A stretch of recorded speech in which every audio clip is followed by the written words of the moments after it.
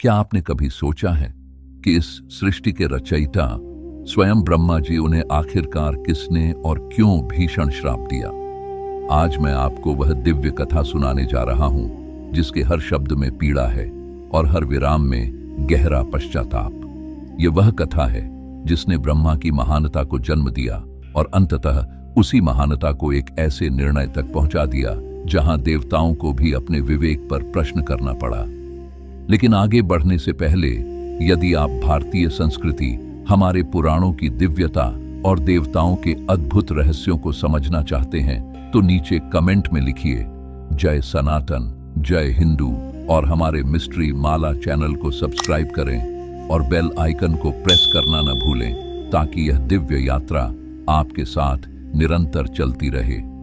अब कल्पना कीजिए वह समय जब धरती अभी नई नई थी, हवाएं पहली बार सरसराईं, बादल पहली बार आकाश में ठहरे। तब ब्रह्मलोक में ब्रह्मा जी सृष्टि की रचना में लीन थे। उनके 4 मुखों से चारों वेद प्रकट हुए, ऋग्वेद, यजुर्वेद, सामवेद और अथर्ववेद। ये वेद केवल ग्रंथ नहीं थे बल्कि सृष्टि की धड़कन और भावनाओं की धुन थे। एक ऐसा संगीत जो समय और जीवन को निर्देशित करता था। लेकिन सृष्टि के बनते बनते ही एक विपत्ति उत्पन्न हुई। धरती पर उभरा एक ऐसा अस्तित्व जिसे देखकर देवता भी डर उठते थे। उसका नाम था वज्रनाभ, एक राक्षस जिसकी शक्ति इतनी प्रबल थी कि उसके पास न तो भय था और न ही नैतिक परिपक्वता। उसका लक्ष्य था कि वह ब्रह्मा जी के वंश का पूर्ण विनाश कर दे, जिससे सृष्टि कमजोर हो जाए और वह स्वयं उस पर शासन कर सके। वज्रनाभ एक एक कर ब्रह्मा के बच्चों को मारता गया और एक पिता जो स्वयं सृष्टि करता था अब अपने ही बच्चों की रक्षा करने में असमर्थ हो गया। एक पिता के हृदय में दर्द और क्रोध एक साथ उठते हैं और ब्रह्मा के 4 मुखों से एक साथ गूंजा, वज्रनाभ का विनाश होना चाहिए। ये केवल क्रोध नहीं था, ये एक दिव्य कर्तव्य की पुकार थी जो सृष्टि के संतुलन को बचाने के लिए अनिवार्य था। तब ब्रह्मा ने उठाया अपना दिव्य कमल जो सृजन, शक्ति, प्रकाश और समस्त जीवन का प्रतीक था। कमल प्रचंड ऊर्जा के साथ आकाश चीरता हुआ चला। जैसे ही वह वज्रनाभ से टकराया, ब्रह्मांड में ऐसी गूंज उठी मानो सृष्टि स्वयं अपने कर्तव्य को दोहरा रही हो। और तेज प्रकाश ने वज्रनाभ की देह को घेर लिया। दिव्यता ने मानो उसकी काया को अपने अधीन कर लिया। उसकी आंखों की चमक ठहर गई और क्षण भर में वह प्रकाश में विलीन हो गया, जैसे अग्नि की धूल की भांति जो हवा में खो जाती है। और इस प्रकार वज्रनाभ का पतन सभी के लिए चेतावनी बन गया कि अहंकार और दुरुपयोग किसी भी साम्राज्य को नहीं छोड़ते।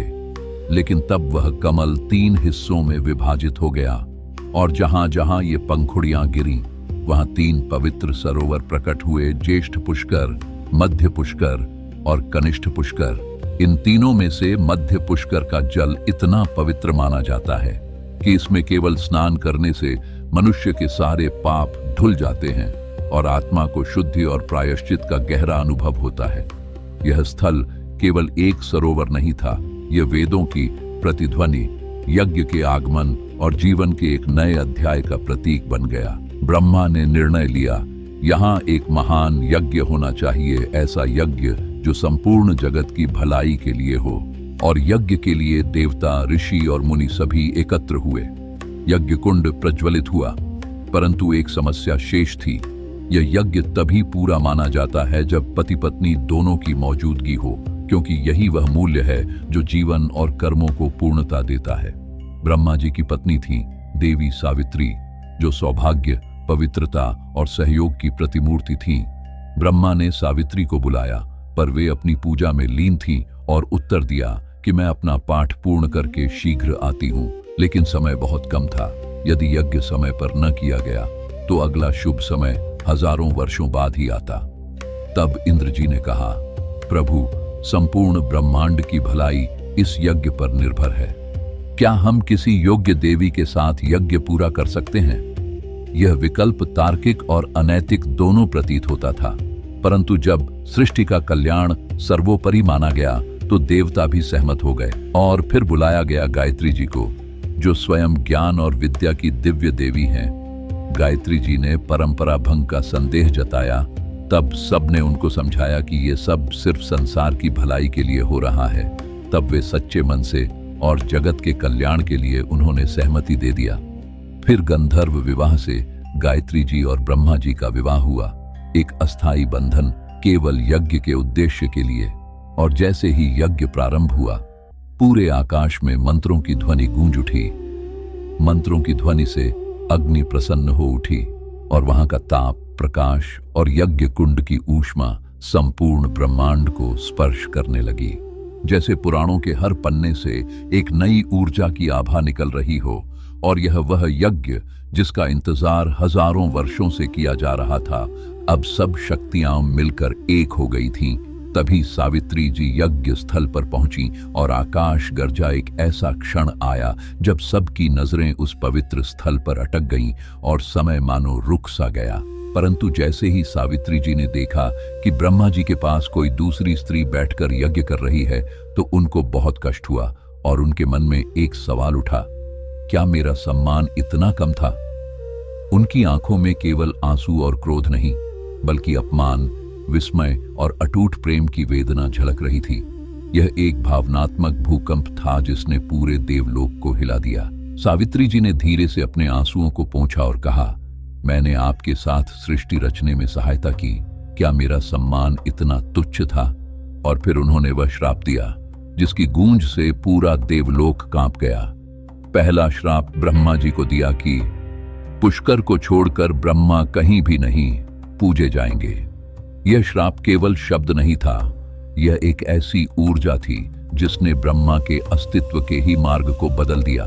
पहले जहां ब्रह्मा जी की पूजा संपूर्ण पृथ्वी पर होती थी, अब वह केवल उसी पुष्कर तक सीमित रह गई। पर सावित्री जी का श्राप केवल ब्रह्मा तक ही सीमित नहीं रहा, उनका दृष्टिकोण सभी देवताओं पर फैल गया। उन्होंने विष्णु से कहा, तुमको पत्नी वियोग का दुख सहना पड़ेगा। और आज जब हम राम जी की कथा सुनते हैं, तब उस दुख की गूंज सुनाई देती है। एक पति की याद, एक पत्नी का अभाव और धर्म का कठिन पथ। फिर उन्होंने महादेव से कहा, तुम्हारा पूर्ण स्वरूप संसार से छिप जाएगा। और तभी से शिव की पूजा शिवलिंग के रूप में होती है। सावित्री जी का क्रोध आगे बढ़ता, उससे पहले गायत्री जी ने विनम्रता से कहा, हे मातृदेवी, यहाँ जो भी हुआ वह केवल जगत की भलाई के लिए किया गया। अगर हमसे गलती हुई है तो हमें माफ कर दीजिए और अपना श्राप वापस ले लीजिए। पर सावित्री जी ने श्राप वापस लेने से मना कर दिया। उन्होंने कहा, श्राप वापस नहीं लिया जा सकता, क्योंकि यह निर्णय केवल शब्द नहीं, यह एक अनुभव, एक सत्य, एक स्थायी भाव है। फिर यज्ञ संपन्न हुआ, पर वह यज्ञ पहले जैसा आनंद नहीं दे पा रहा था। मंत्र की ध्वनि तो पूरे आकाश भर दे रही थी, लेकिन उस ध्वनि के बीच एक खालीपन भी था, एक अनकही वेदना जो यज्ञ कुंड के चारों ओर गूंज रही थी। देवता, ऋषि और मुनि सभी वहां उपस्थित थे, पर किसी भी आंख में वह पूर्णता की चमक नहीं थी। यज्ञ समाप्त हुआ, पर ब्रह्मा जी वहां अकेले रह गए। वह जिन्हें संपूर्ण जगत पूजता था, अब वह अपने अकेलेपन से घिरे दिख रहे थे। और यह अकेलापन केवल एक भावना नहीं था, यह अनुभव था जो प्रेम, सम्मान और अपमान के बीच की दूरी को दिखाता था। समय बीतता गया, युग बदलते रहे, पर सावित्री जी के शब्दों का प्रभाव दृढ़ता से बना रहा। जब धरती पर लोग ब्रह्मा जी के बारे में सोचते, तब सबसे पहले मन में पुष्कर का नाम आता है, और केवल वही स्थान था जहां ब्रह्मा जी के मंदिर बन पाए। आज भी पुष्कर में लोग आते हैं, सरोवर में स्नान करते हैं और पूजा करते हैं। कहते हैं कि इससे पाप धुल जाते हैं और आत्मा में शुद्धि आती है।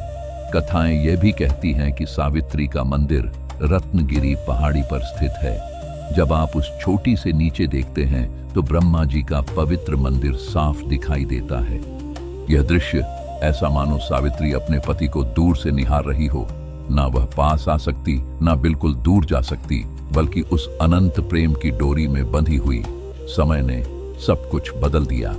धीरे धीरे सावित्री जी का मन पिघला, और फिर वह दिन आया। कार्तिक पूर्णिमा की संध्या में पुष्कर में हजारों भक्त एकत्र हुए।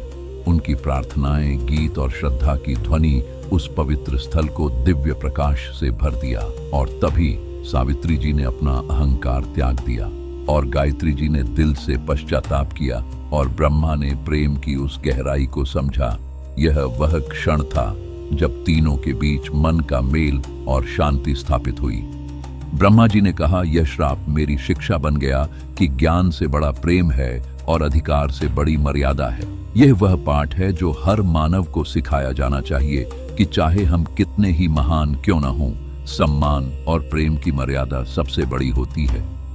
आज भी जब आप पुष्कर जाते हैं तो वहां की हवा अलग लगती है।